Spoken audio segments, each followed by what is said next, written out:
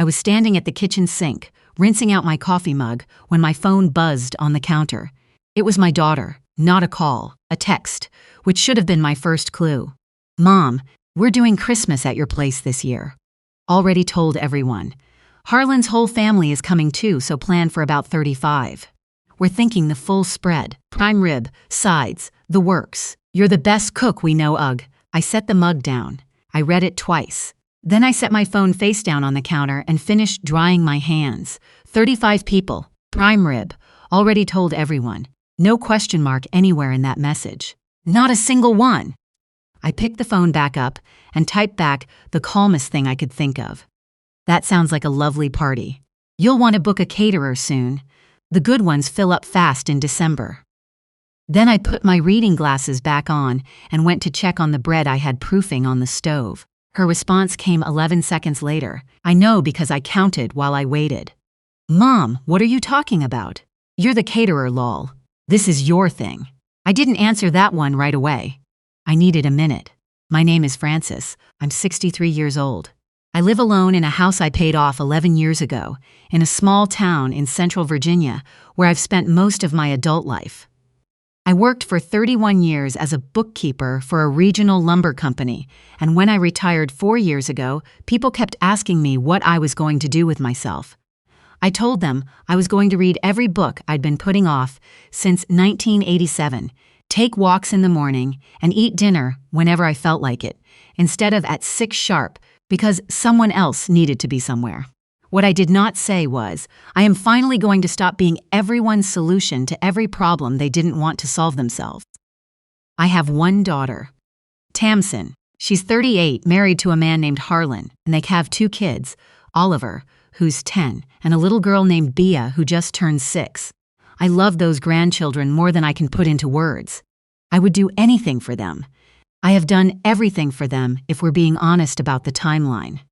What I am less enthusiastic about is Harlan's family.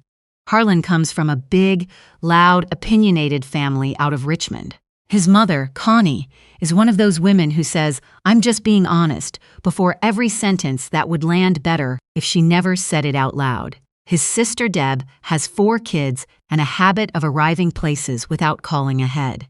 His brother Terrence thinks every gathering is an opportunity to relitigate who got what at their father's estate sale, which happened 6 years ago. None of them have ever once offered to host anything. And somehow, over the years, and I still cannot tell you exactly when it happened or how I let it happen, my house became the place where things got hosted.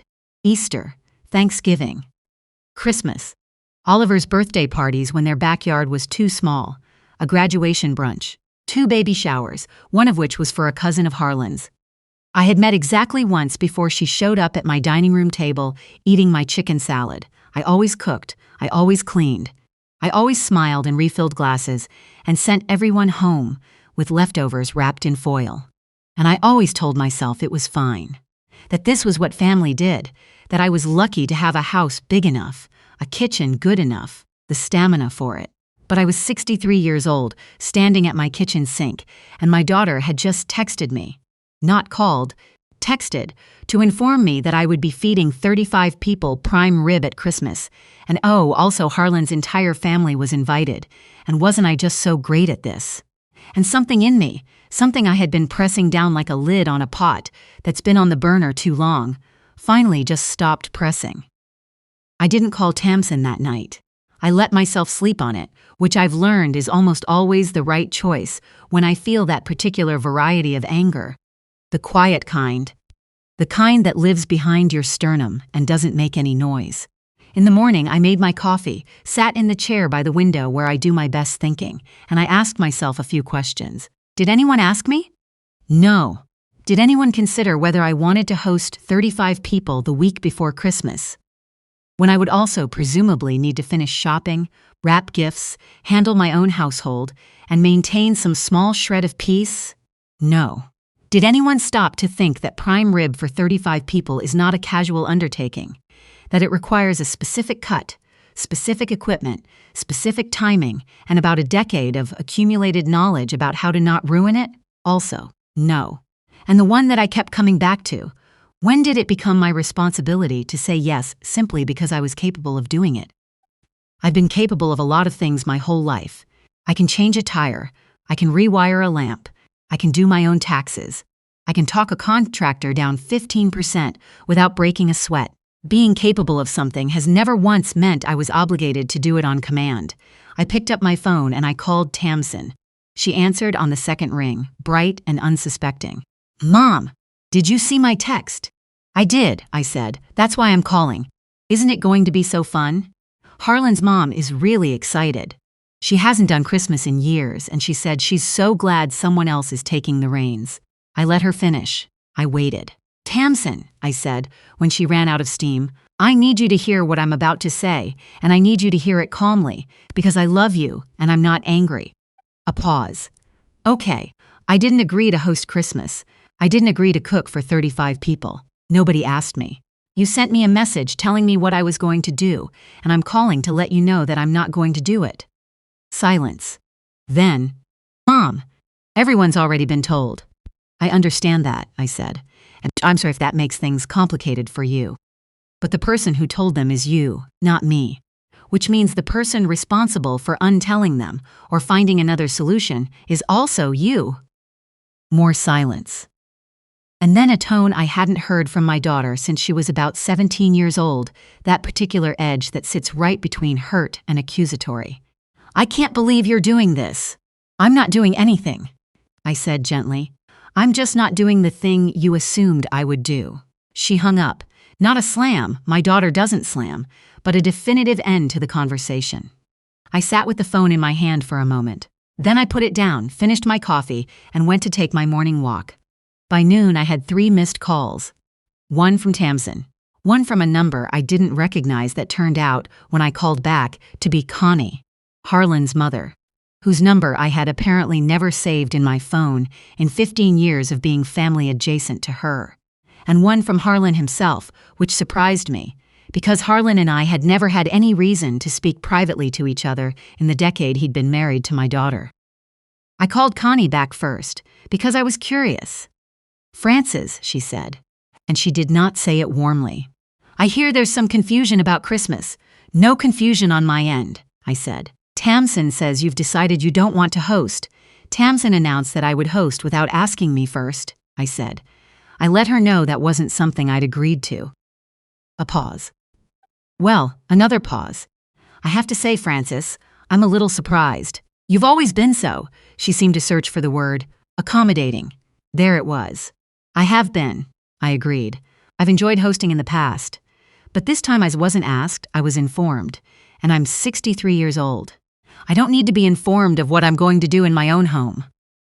Connie made a sound I can only describe as a polite scoff, the kind of noise someone makes when they think you're being difficult, but they're too well-bred to say so directly. "The children are going to be so disappointed," she said. I thought of Oliver and Bea. My Oliver and Bea, who I would see at Christmas regardless, who I had already bought gifts for, who I would bake cookies with the week before, because that was our tradition, mine and theirs, that no one had ever needed to commandeer. "The children will have a wonderful Christmas," I said. "What I imagine will be disappointing is that their parents will need to make different arrangements than the ones they announced without checking." We ended the call politely. Connie and I have always been polite with each other in the way that two people are polite when they have agreed, wordlessly, to never actually discuss anything real. Then I called Harlan. "Frances," he answered on the first ring. He sounded rehearsed. "I just wanted to say, I know Tam can come on strong sometimes, and I think maybe this got communicated in a way that wasn't ideal." "Harlan," I said, "I appreciate that, I do, but I want to make sure we're clear with each other. I wasn't asked to host, I was told, and I'm not going to do it." A beat. "Is this about the house?" I went very still. "I beg your pardon?" Look, I know Tam brought up the idea about maybe, eventually, when the kids are older and you might want something smaller." "Harlan," I said carefully, "what idea?" Another beat. "The wrong kind. She mentioned to you, I thought, that we had talked about, that if you ever wanted to downsize, we would want to be first in line for this house, since it's in a great school district and all." He said it like he was reminding me of something we'd already discussed. Like it was settled. I had never, not once, had that conversation with my daughter. Not even close. That conversation has not happened, I said. Oh. A pause. Huh. I guess I thought she had. Huh. Goodbye, Harlan, I said, and I put the phone down and stood very still in my kitchen for a long moment. Because suddenly, the Christmas dinner wasn't about Christmas dinner anymore. Here is something I've learned about being a woman of a certain age. People around you sometimes begin making plans that involve you without involving you. And they don't always do it because they're cruel. Sometimes they do it because they've started to see you as a piece in a game they're already playing, and it doesn't occur to them that the piece might have opinions. I've watched it happen to friends of mine. The slow accumulation of assumptions. The way adult children start having conversations about the family home while the person who owns it is in the other room. The gentle but persistent nudging toward decisions that benefit everyone except the one person being nudged. I had not thought it was happening to me. I thought Tamsin and I were close enough, honest enough, that I would have seen it coming. I went to find a piece of paper and I wrote down what I now understood. My daughter had announced to 35 people that Christmas would be at my house. She had not asked me.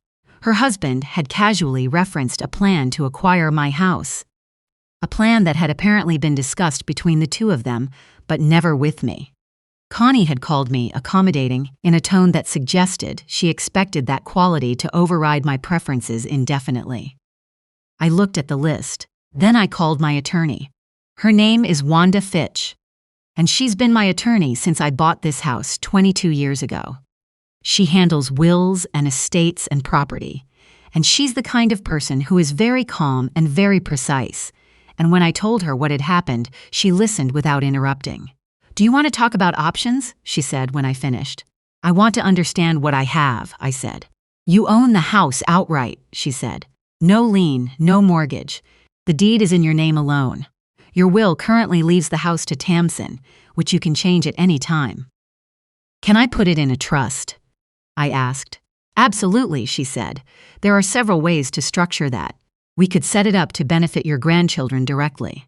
It would remove the house from your probate estate and make it much more difficult for anyone to claim it's promised to them or owed to them. How soon can we do that?" She said she could have paperwork ready within the week. I made an appointment for Thursday. When I hung up, I noticed that my hands were very steady. That surprised me a little. I had expected to feel shaky or sad or second-guessing myself, but I didn't. I felt the way I used to feel at work when I found a discrepancy in the accounts and traced it all the way back to its source. Clear-headed, certain, ready to fix what needed fixing. The calls didn't stop. That evening, Tamsin called again. This time she didn't hang up. "Mom, I need you to understand how this looks," she said. "How does it look?" "Like you're blowing up Christmas over a text message." "I'm not blowing up Christmas," I said. "Christmas is going to happen whether I cook for 35 people or not. I'm simply clarifying that I won't be doing that particular thing. Everyone is counting on this. Everyone made plans without asking the person those plans depended on," I said. "That's not my failure, sweetheart. Don't call me sweetheart like that." "Like what?" Like you're being patient with me. It's condescending." I took a breath. "Tamsin, I love you, but I want to ask you something, and I want you to think about it before you answer. When you sent me that text, did it occur to you to wonder whether I wanted to do this?" Silence. "Did you think about what December looks like for me? Whether I had plans? Whether I was tired? Whether at 63 years old I might not want to be responsible for feeding 35 people, including a family that has never once reciprocated?" More silence. "Harlan's mom," she started. "Harlan's mom called me this afternoon," I said. "She called to tell me I'd always been accommodating." "That is not a compliment, Tamsin. That's someone telling me they expect me to keep doing what they've always assumed I'd do." I heard her exhale. "I didn't mean it like that," she said quietly. And she sounded, for a moment, less like the woman who'd sent me that text and more like the girl I raised. You always make everything so good. And I wanted everyone to have that. I didn't think about asking because I thought you'd want to." "Then you should have asked," I said. Because when you assume instead of ask, you turn a gift into a demand. And I am done giving from that place. She was quiet for a long time. What does that mean? She finally said. Are you saying you're done helping us? I'm saying I'm done being helped onto a schedule without my consent, I said. There is a difference. She didn't have an answer for that. Before we hung up, I almost told her about the conversation with Harlan. About the house. But I didn't, not yet. I needed to think about how to approach that, and I wasn't going to do it while I was tired and she was defensive. On Thursday, I sat in Wanda's office and signed the paperwork to transfer my house into a trust for Oliver and Bea. Wanda explained it carefully. I would retain the right to live in the house for the rest of my life. I could rent it if I chose to. I could make decisions about it the way I always had. But ownership would pass to my grandchildren, not to Tamsin, and certainly not to anyone else. Is there anything you want to document about your intentions? Wanda asked. Just that it's theirs, I said. When they're old enough, whatever they want to do with it. She nodded and made a note. I drove home feeling lighter than I had in weeks. It was about 10 days later that Tamsin asked if she and Harlan could come over to talk. I said yes. I made coffee. I put out a plate of the shortbread cookies I make every December, because I was not going to be inhospitable just because I was holding difficult information. They sat at my kitchen table. Tamsin looked tired. Harlan looked like a man who had been thoroughly coached and was trying to remember his lines. Harlan spoke first. Frances, I owe you an apology, he said. The way I mentioned the house thing, that came out wrong. We've talked about it, and I should not have brought it up like that. We are not expecting anything. I watched him. Tamsin, I said, did you know he was going to say that to me? About the house. She looked at her coffee cup. We had talked about it. Theoretically, down the road, and you were going to bring it up yourself at some point? A long pause. Yes, when? Another pause. I don't know, she said, when it felt right. I nodded. I stood up and went to the small drawer where I keep the papers I want to have on hand, and I brought the trust documents to the table and set them down. Tamsin looked at them. Her face changed. She picked up the top sheet. She read it. I watched her understand what she was reading. Mom, the house is in trust for Oliver and Bea, I said. I live here as long as want to. After that, it goes to them. Not to their parents, not to anyone else. Harlan said nothing. Tamsin said, Did you do this because of the Christmas thing? I did this because I realized you and Harlan had been having conversations about my house that didn't include me, I said. And because I understood then that I needed to make my intentions very clear and very permanent. So I did. This is not what we.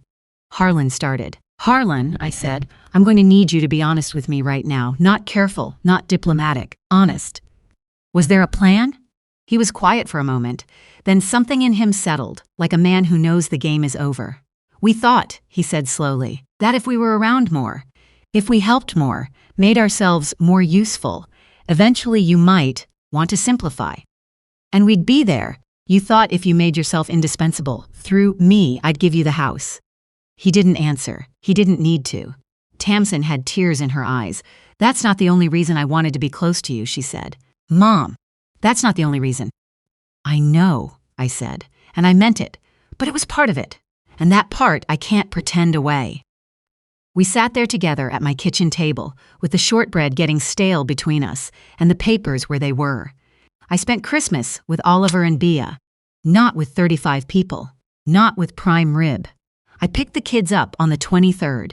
Tamsin let me, without argument, which told me she understood more than she was ready to say out loud.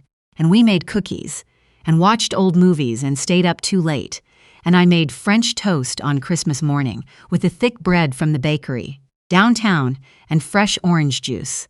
And Bea asked me to braid her hair with the red ribbon she'd gotten in her stocking.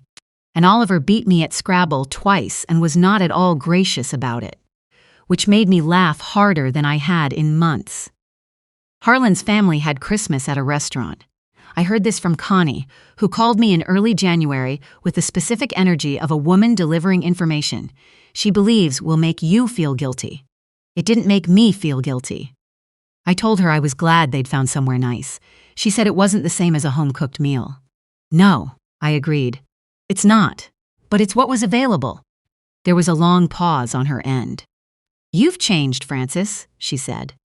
I've clarified, I said. There's a difference. Tamsin and I are still working through things. That's the honest answer. She called me in January, a real call, and we talked for almost 2 hours, and she said things I needed to hear, and I said things she needed to hear, and neither of us pretended it was simple. I didn't think I was doing anything wrong, she told me. I genuinely thought you'd want to. I know, I said. That's actually the part that took me the longest to figure out how to feel. Because you weren't lying. You really believed that. But somewhere along the way, what I'd always given got confused for what you were always owed. She was quiet for a while. I don't want it to be like that, she said. Then we'll make it different, I said. But it starts with asking. Every time. She said okay, and I believed her. Not because everything was fixed, it wasn't, but because I know my daughter, and I know when she means something. The house is still in trust. I told her the documents aren't going anywhere. She said she understood. We're having dinner next week. She's cooking. She called to ask what I wanted. I told her something simple, something warm. Surprise me. She said she would. And for the first time in a long time, I actually meant it when I said that I was looking forward to it.